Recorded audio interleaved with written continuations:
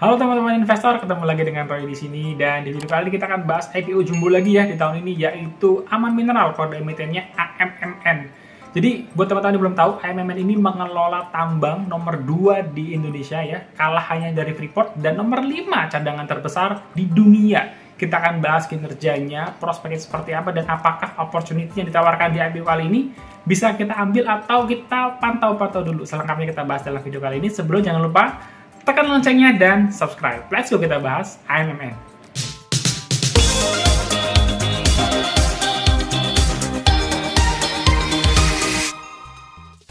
Oke teman-teman, kita sekarang pindah ke layar monitor untuk membahas saham Aman Mineral. Kode emitennya AMMN. Seperti biasa, disclaimer on dulu bahwa konten ini sifatnya investment research, tidak ada ajakan jual beli maupun menjatuhkan stakeholders tertentu. Dan akhirnya Aman Mineral IPO ya, setelah beberapa tahun ke belakang. Terus beritanya digulirkan tapi cancel, tunda dan lain sebagainya. Akhirnya di tahun ini IPO juga. Dan yang IPO adalah AMMN ya, ketimbang AMNT yang dulu sempat digosipkan juga di tahun-tahun sebelumnya. Dan kita sebagai investor perlu tahu dulu ini perusahaan apa gitu ya. Dan ini adalah salah satu IPO jumbo di tahun ini teman-teman ya. Totalnya mencapai 12 triliun hingga 15 triliun. Oke. AMMN ya merupakan sebuah perusahaan holding. Kenapa holding? Karena dia membawahi beberapa anak usaha, nanti kita bahas. Aktivitasnya apa? Eksplorasi, penambangan, ya, kemudian pemprosesan. Di masa depan melalui smelter yang sedang mereka bangun, mereka bisa menjadi perusahaan yang mengolah dan memurnikan hasil tambangnya. Ya. Area konsensinya, hak pengelolaannya, mereka mengelola 25.000 hektar, sudah menghasilkan ya beserta dengan cadangannya tembaga dan emas itu masih sangat banyak. Per 2021 GRC report mereka punya cadangan 17,5 miliar pon tembaga dan 23,9 juta ons emas gitu ya. Ini jumlah resource yang sangat-sangat banyak, salah satu yang terbesar di Indonesia. Produk utama mereka ada tembaga dan ada emas. Ya kalau emas kita tahu ya untuk alat investasi, untuk fashion biasa menggunakan emas. Kalau tembaga keperluannya untuk perangkat elektronik ya, hingga peralatan rumah sakit, banyaklah kabel listrik, tentunya bisa menopang perkembangan kebutuhan untuk material kendaraan listrik ya, bisa jadi ke depan.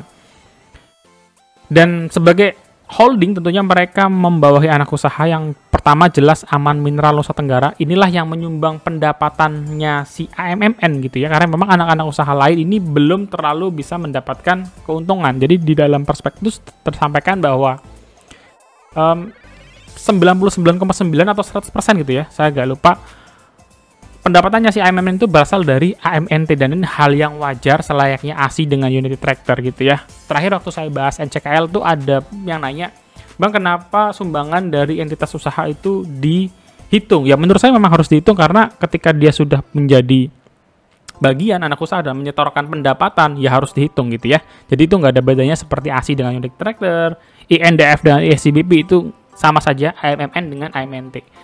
Ada juga Aman Mineral Integrasi, ini fokusnya pada sumber daya manusia, penyediaan tenaga profesional. Ada juga Aman Mineral Industri ya, AMIN, ini fokusnya adalah pembangunan fasilitas smelter dan lain-lain.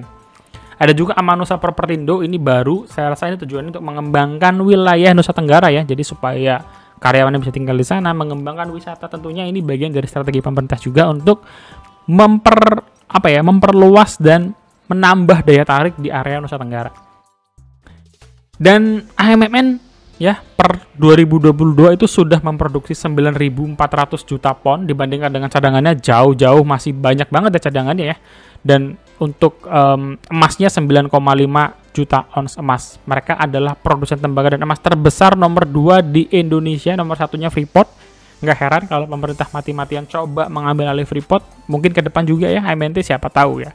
Lalu mereka itu punya cadangan terbesar nomor 5 di dunia. Ini bukti bahwa negara kita tuh negara yang sangat-sangat kaya ya. Kita dulu tuh hanya taunya Papua sebagai penghasil tambang, tapi ternyata muncul lagi sekarang Nusa Tenggara, bahkan nikel di daerah Sulawesi, batubara di Kalimantan, hampir tiap pulau-pulau punya komoditasnya masing-masing. Ini luar biasa gitu ya. Nah, sekarang kita coba cek kinerjanya ya, apa sih yang coba diperlihatkan Aman di dalam prospektusnya. Pertama adalah pendapatan 2022 dalam ribuan dolar mencapai 2.830 juta ribu ya. Artinya ini sekitar 2 miliar, 2,8 miliar dolar. Dengan pendapatan ini mereka naik year on year 117% ya pendapatannya. Bagaimana dengan labanya? Labanya melonjak 2 kali lipat daripada labanya. Jadi year on year labanya mereka tumbuh hingga 227% ya. Jadi ini statistik yang cukup mentereng mengingat perusahaan ini artinya mampu memanfaatkan momentum kenaikan harga jual komoditas ya, karena di tahun 2021, 2022 harga-harga komoditas itu umumnya pada naik, tembaga dan emas naik juga gitu ya. Ini adalah produksinya Aman Mineral teman-teman ya, dimana kalau kita lihat ya, kita bisa lihat langsung yang paling atas ini adalah konsentrat ya, konsentrat. Kalau yang paling bawah, yang bawah-bawahnya itu adalah hasil produksinya. Jadi dari konsentratnya 293, tembaganya 133, emasnya 132. Ini tahun 2020 ya. Tapi kalau kita moving forward ke tahun 2022, hasilnya itu beda banget, beda banget. Kenapa? Di tahun 2022 dengan konsentrat yang 2 kali lipat, nggak sampai 2 kali lipat ya, 463 ini ya.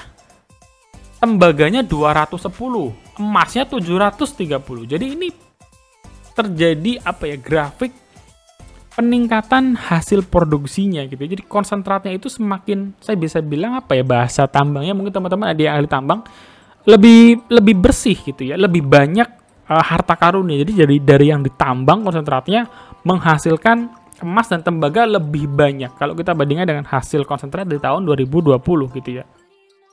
Nah, kondisi ini memicu yang namanya penurunan cash cost ya. Cash cost ini jadi salah satu hal penting di dalam perusahaan pertambangan. Kenapa? Karena kita harus pastikan biaya produksi sampai dengan ke penjualan itu harus bisa serendah mungkin ya, supaya perusahaan ini mendapatkan margin yang cukup bagus.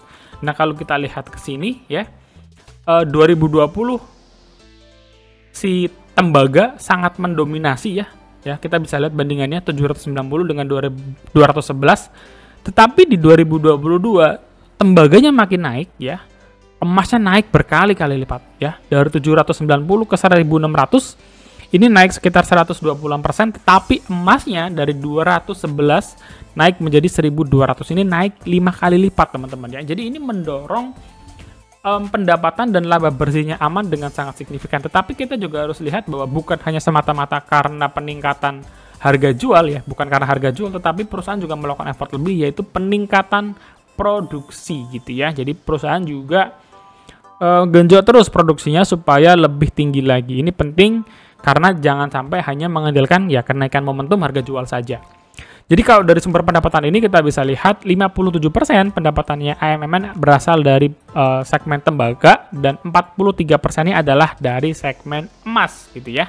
Dan ini tren yang cukup baik karena dari sebelum-sebelumnya 3 tahun terakhir ini 2020 tembaganya yang sangat dominan, tapi emasnya mulai menyusul di tahun 2022. Oke, sekarang kita coba cek beberapa rasio keuangan dengan beberapa keuangan statistik ya dari AMMN. Pertama adalah aset, ini nominal asetnya teman-teman ya, 6,4 juta ribu dolar atau 6,4 miliar dolar ya. Rasionya kalau kita gunakan ROA 18%, kalau ekuitas ROE-nya 36%, kalau DER-nya juga bagus, sehat di 0,5 kali. Cuman kasnya nggak gede-gede banget ya, nggak gede-gede banget, tapi masih di level 10-15% dari total aset. Itu bentuknya kas. Dividennya berarti kita bisa proyeksi cukup lumayan. Cuman perusahaan ini sedang expand ya, sedang expand, bangun smelter dan lain-lain. Bisa jadi dividennya juga tidak besar-besar amat sampai nunggu smelternya beroperasi dan menghasilkan pendapatan tambahan gitu ya. Bagaimana dengan gross profit marginnya? 58%, good ya, di atas 50%. PBV-nya 1,8 kali, PER-nya 7 kali. Kita coba bandingkan dengan emiten lain di bursa yang bergerak di bidang pertambangan juga gitu ya, atau di bidang komoditas. Pertama, biar afdol kita compare dengan investornya juga ya, yaitu Medco ya, Medco. Medco saat ini PER-nya di 2,7 kali dan PBV-nya di 0,9 kali ya. Gross profit margin-nya 41%. Jadi aman ya, secara performance bisnis lebih bagus, tapi dari sisi harga lebih mahal daripada Medco ya. Kalau kita ngelihat untuk ROE-nya juga mirip-mirip ya, 30 sekian kali. ROA-nya memang sedikit, bukan sedikit sih, bedanya cukup jauh dengan ROA-nya si AMMN. Kalau PTBA, ya kita PTBA, PBV-nya mirip-mirip, PER-nya lebih kecil, profit margin jauh ya dibandingkan dengan Aman Mineral. Antam mungkin yang bisa kita coba highlight lagi. Antam, MDKA dengan Arci ini sama-sama punya emas ya. Kalau kita lihat gross profit marginnya lebih tinggi ya untuk si Aman ketimbang dengan 3 kompetitornya ini. Bagaimana dengan ROE? ROE-nya juga jauh ya, mengalahkan Antam, MDKA, dan Arci. Kalau untuk PER dan PBV, sorry Arci ini ketutupan ya, ketutupan layar saya. Kalau Arci, saya juga jadi nggak bisa ngelihat. Kurang lebih kalau MDKA dan Antam 1,8 dan 4,9 kali. Jadi memang kalau kita ngelihat dari sini, Aman Mineral secara valuasi nggak bisa dibilang murah-murah banget ya, makanya saya nyebutnya sih lebih ke arah fair price. Kalau untuk kinerja memang lebih bagus ya ketimbang emiten-emiten tambang emas lainnya ataupun dengan investornya sendiri ya, Medco gitu ya. Nah, sekarang kita masuk ke jadwal IPO-nya. Buat teman-teman yang tertarik dengan IPO-nya Aman Mineral, masa penawaran awalnya adalah 31 sampai 16 Juni ya. Kemudian masa penawaran umumnya 28 Juni sampai 3 Juli dan perkiraan listing pertama kali ada di tanggal 5 Juli 2023. Jadi masih cukup waktu buat teman-teman untuk ikut menganalisa ya dan punya keyakinan sebelum melakukan pembelian di book building ataupun di penawaran umum. Nah, untuk pemegang saham AMMN ini yang cukup menarik juga ya di dalam IPO-nya kali ini karena ada hubungan-hubungan manis dengan beberapa konglomerasi lain. Pertama adalah Sumber Gemilang Persada yang memegang 35,8% ya kepemilikan AMMN. Itu di belakangnya ada Grup Salim ya, ada Grup Salim.